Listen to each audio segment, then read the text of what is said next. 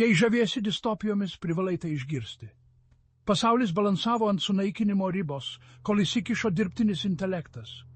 Sukurtas taikai palaikyti, DI neįtikėtinai greitai įgijo neaprėpiamų galių.